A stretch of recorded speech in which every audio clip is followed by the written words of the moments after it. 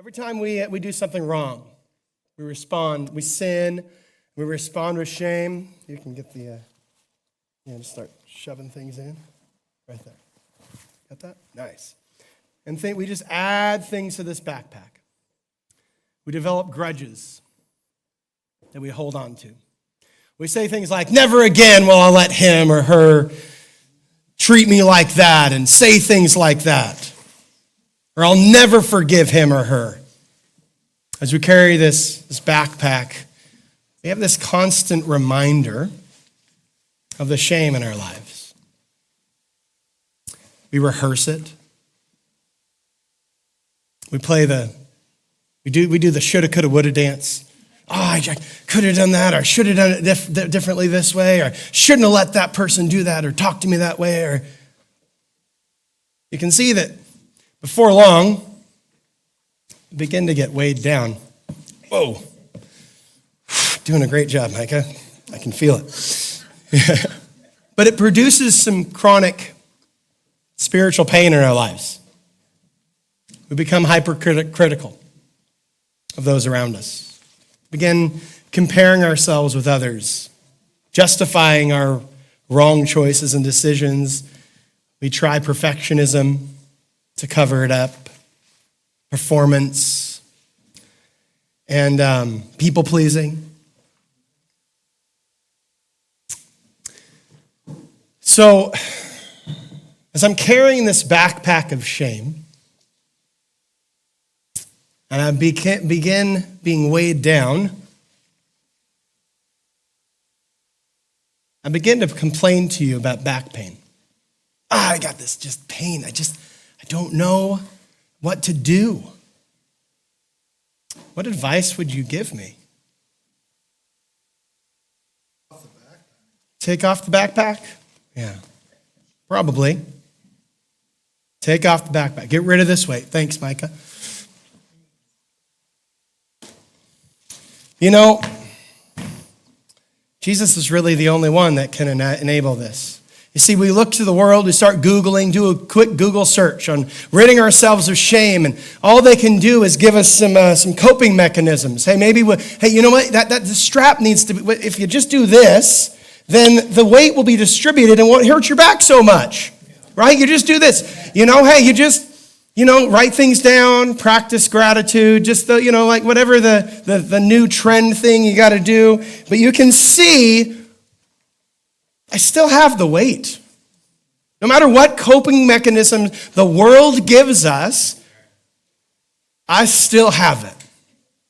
I've still got this thing on me. It's only temporary. And then more weight comes, and they look at me wrong again. And I'm adding more weight to this thing. Only Jesus has the answer. Only Jesus can help us take this weight off. It's killing me. It's killing you. I'm going to ask you, what is filling your backpack?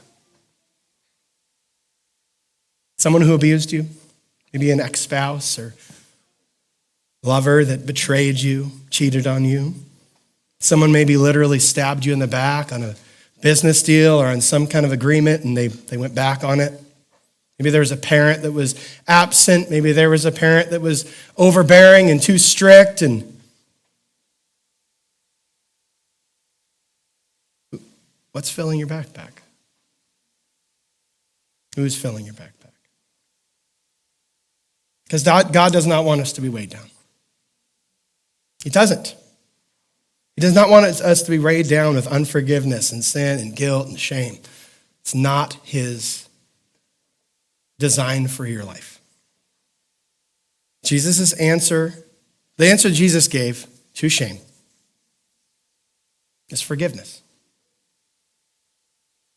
Jesus told this story. Nick talked about it last week. Today we're going to tell it again, and we're going to go a little bit deeper with it. The story is found in Matthew chapter 18. But before we get there, we need to define a term. What's mercy? Mercy is when we don't get what we deserve. When we don't get what we deserve. That's a biblical definition of mercy. We don't get what we deserve. See, when I sin against you, I create a debt. A debt is created. When I sin against God, there's a debt. You hear people say, like, they owe me, right? They owe me an apology. They owe me this, or I owe them this, or I owe the world this, or right? We use that term all the time. It creates a debt. You may say to me, Jordan, you don't get it. Someone owes me. Debt? Of course there's debt. They can come crawling back on their hands and knees and say sorry. And maybe, just if I feel right, then maybe I'd let them off the hook. I'm not going to release them. You got the wrong guy. You got the wrong girl. We're not. You don't understand what they did to me. You don't understand the shame. And you don't understand my shame. But you know who does? Jesus. Because he took it all. He took it all.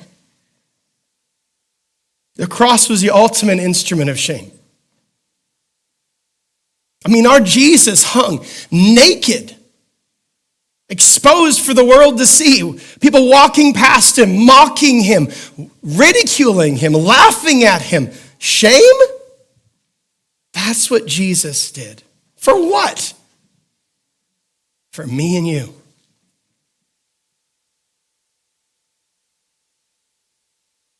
So, sin, guilt, shame, it creates a debt. And there's an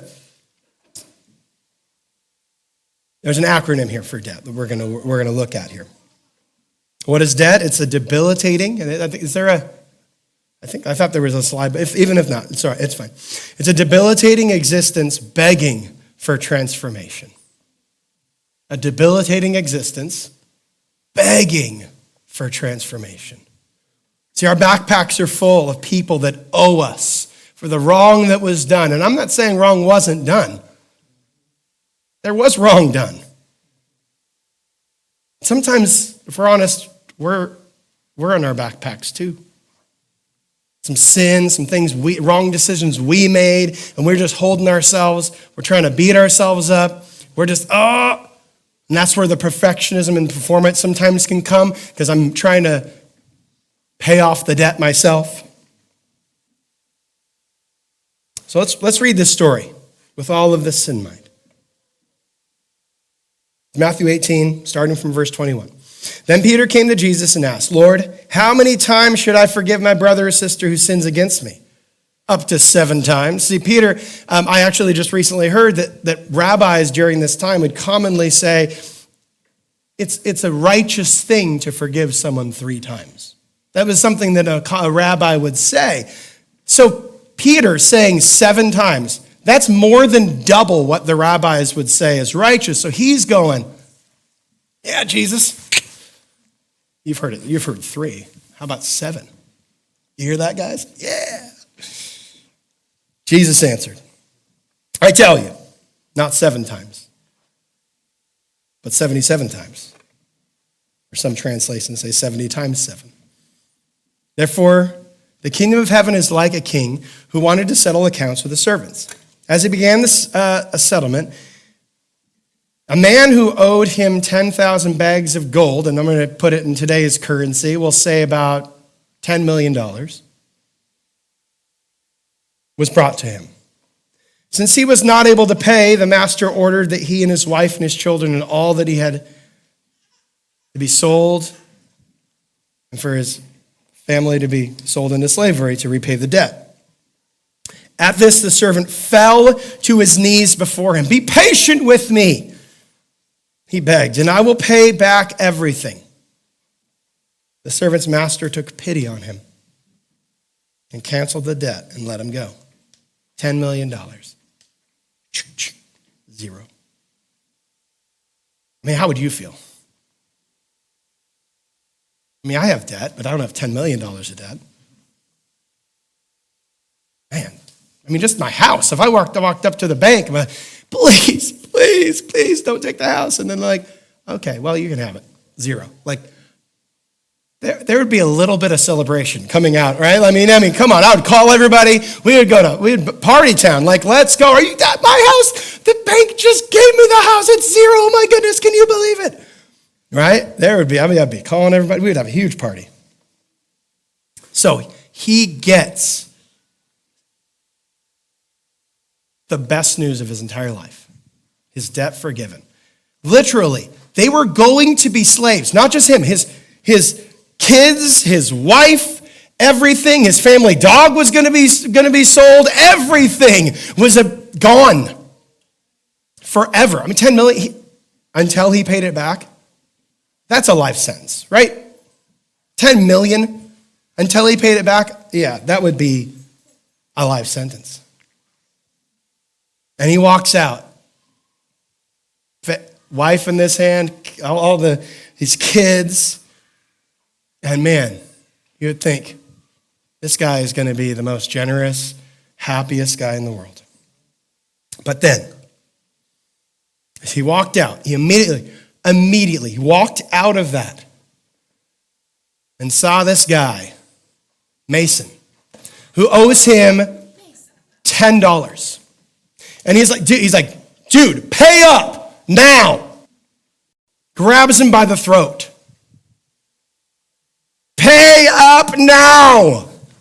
Grabs him, drags him to the authorities. This guy owes me money, and he doesn't. Throw him in jail.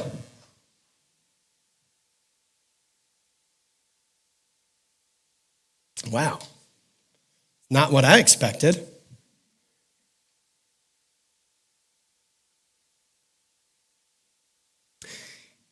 Well, there was someone observing this. Other servants saw what happened, and they were outraged and went and told their master everything that happened. And the master called the servant, and you wicked servant. I canceled all the debt of yours because you begged me to. Shouldn't you have had mercy on your fellow servant, just as I had on you? In anger, his master handed him over to the jailer to be tortured until he should pay back all he owed. And then we get to verse 35. It's not there yet. Just hold off. We'll call this verse the dirty 35. Or maybe there's some verses that you wish weren't in the Bible. For me, one of them is, though you walk through the valley of the shadow of death, I'll feel no evil. I'm like, okay, can we not? I'd rather not walk through the valley of the shadow of death. Could we just skip over that one? You know, that maybe you have some of those. Well, this is one of those that it's a little harsh, Jesus. But here we go. This is Jesus talking.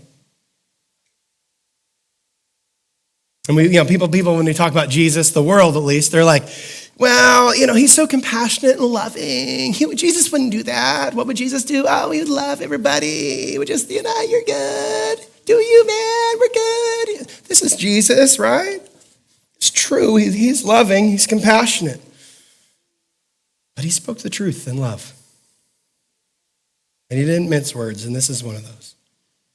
He finishes the story saying, this is how my heavenly Father will treat each of you unless you forgive your brother or sister from your heart.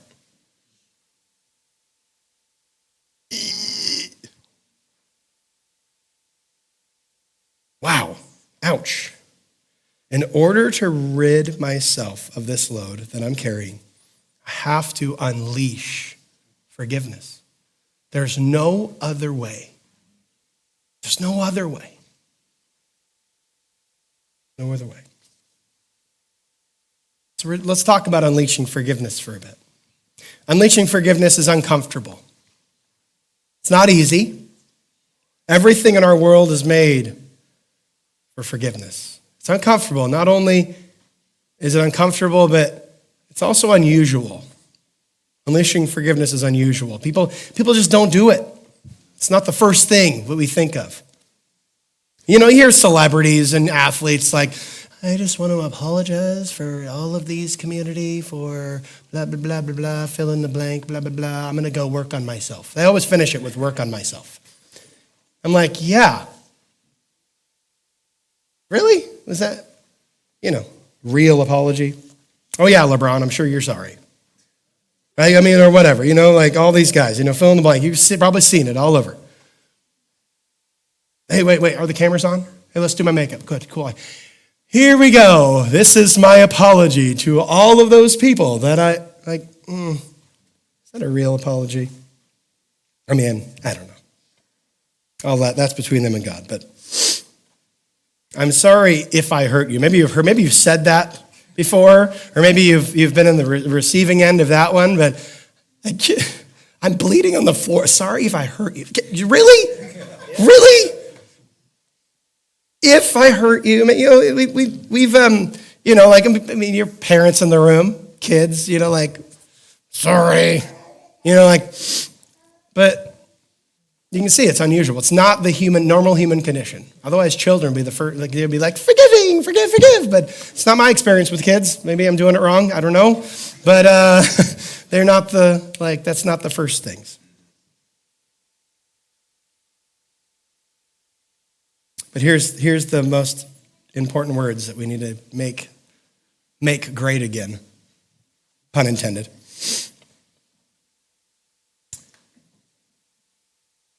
I'm sorry. I was wrong. Will you forgive me?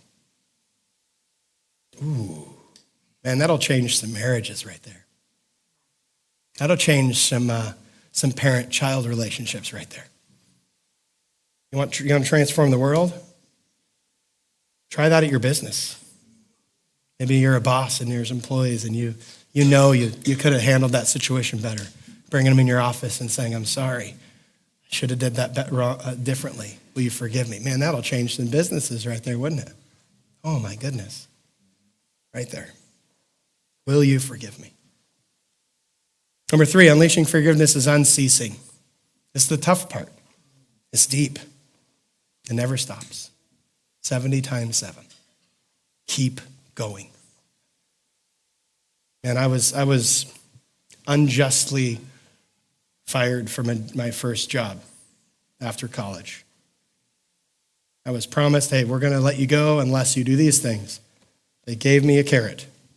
I grabbed the carrot. I did everything that they said, and they went, okay, we're still letting you go. Oh, the last thing I wanted to do was forgive them. But I knew that was the only way forward, and I'm telling you, it was hard. I don't know how many times in prayer meetings, in my prayer closet, I was on my face wailing. Why is this happening to me? You brought me to this country. I was in Japan. You brought me here. I don't know if I can stay. They're sponsoring my visa. Just all these things. I'm like, God, what? I prayed. You answered. Why? But I was like, I forgive them. He's like, no. Okay, we'll keep going. I forgive them. What? I forgive them. But God finally brought me. Finally. But it took a while. And I had to do it every morning. Because I had to continue for 4 months in that job. Seeing the same person that did that to me every day for 4 months. I'm not asking for your sympathy. Please don't give me sympathy. But I'm just telling you I can relate. And we all can. We all have moments like that. And I came to where God changed my heart for my boss. And I started praying for her. And she didn't know Christ. I still don't know where she is. But I started praying for her. And I was like, I would see her. And after like a month of just every morning, I forgive her, I forgive her, I forgive her. All of a sudden, that feeling of was gone. And I was happy to see her, genuinely. And so much so that at the end, I asked her for a letter of recommendation, and she wrote it, and I got my next job because of it. But that wouldn't have happened had I not, over and over and over again in my heart, with God, with the Lord's help me to forgive. Number 4, unleashing forgiveness is unemotional. Unemotional. Well, I'm just going to wait until I feel like forgiving. Maybe I'll feel, a quiver in my liver. Have you heard that one? Just I feel it now. Okay, I'll forgive you. Ooh. Until then, well, let me just tell you, you and I will die. We'll decompose. The worms will be eating us before we'll feel ready to forgive. Yep. Oh, I've been there. Woo, I've been there. I mean, how many married people I don't feel like forgiving. I'm going to go sleep on it. And I need some time. Just let me go and what happens when you do that? It doesn't. When I get time, I don't use that time very wisely. My goodness, if all my thoughts were written down on displayed for all to see during that time of give me time and then I'll come back and maybe I'll forgive you. Oh, wow. I might get fired from my job. My kids will be taken away. All that, usually it's not, oh, Jesus, it's, oh, God, if you smite them, unemotional. You'll never feel it, ever. It's a choice. Forgiveness is a choice. And if we are following Jesus and we're to be obedient, we need to just be obedient and just do it. 70 times 7. Just I forgive. But just keep going. Keep at it.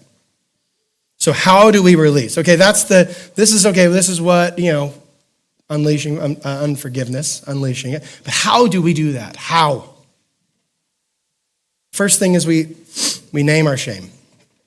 More often than not, it ends up being a person that is the cause of our shame.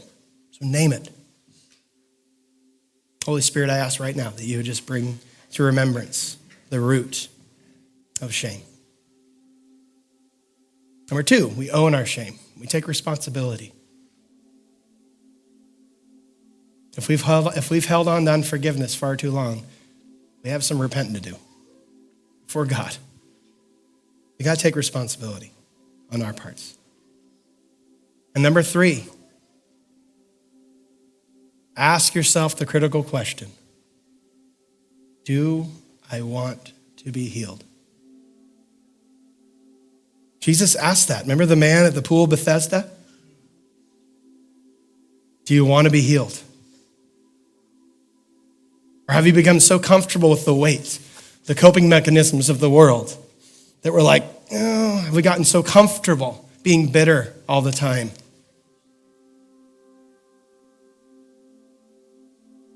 And it's become such a part of our identity, we can't imagine our life without it. Do you want to even let it go? Do you want to be healed? Number 4, unleash everyone involved in the situation. Release them. Sometimes you need to do it over and over again. 70 times 7. Name, forgive. It goes beyond, I forgive people that have offended me. Like, who's that person? Who is it? Spouse? An ex-spouse? Who is it? Unleash you. It's the last one. You need to let yourself off the hook here. If Jesus has forgotten it and forgiven it, he can give us the power to do the same thing. We don't have to keep rehearsing our own stuff, man. As far as the east is from the west, he's cast our sin from us. We don't have to keep rehearsing our wrong, the stuff that we've done all the time. Especially, obviously there might be some, okay, I need to go to my wife. I need to ask her to forgive me, apologize for that. There might be some action steps, but as far as that, I'm not going to beat myself up anymore. Unleash you. Here's the truth. God is chasing you down. He's chasing you down. He's chasing. You may be, no. He's waiting over here for me to get everything. No, he's chasing after you. He's that kind of God. He loves you so much. He's calling you by name. He's unleashing us right now. By the power of his Holy Spirit, it's canceling debt. It's releasing insecurity, inadequacy, insufficiency, pain, the turmoil, the weight. Release it. Release that coach, that ex-spouse, that person in your life. Forgiveness is the remedy. Uncomfortable? Yes. Freeing? Absolutely. I know we want to be free.